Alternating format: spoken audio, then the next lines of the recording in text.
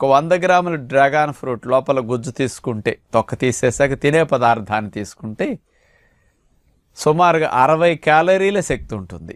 ఇతర ఫ్రూట్స్ వలె దానిమ్మ, యాపిల్ ఇవన్నీ సుమారుగా అదే క్యాలరీలు, ఈ పండు కూడా అదే క్యాలరీలు. కాకపోతే సైజ్ అట్లా ఉంటుంది కానండి, క్యాలరీస్ అంత ఎక్కువ కాదు, ఇబ్బంది లేదు, ఎవరైనా వాడుకోవచ్చు అనమాట. ఇందులో కార్బోహైడ్రేట్స్ ఓన్లీ 13% మాత్రమే ఉంటాయి పిండి పదార్థాలు. ఫైబర్ మాత్రం 3 గ్రామ్స్ ఫైబర్ ఉందన్నమాట. కొవ్వులు అసలు ఉండవు, 0. అట్లాగే ప్రోటీన్ 1.2 గ్రామ్ ప్రోటీన్ ఉంటుందన్నమాట 100 గ్రాముల్లో తీసుకుంటే. ఇది డ్రాగన్ ఫ్రూట్లో ఉన్న విషయాలు. ఇక ఇందులో మెయిన్గా చెప్పుకోదగ్గది ఏంటంటే మినరల్స్ బాగా ఉంటాయి అన్నమాట. అట్లాగే ఫాస్ఫరస్, జింకు, కాల్షియము, మెగ్నీషియము ఇట్లాంటివన్నీ కూడా, క్లోరైడ్స్ చాలా బాగా ఉన్నాయట. ఇవన్నీ సమృద్ధిగా బాగా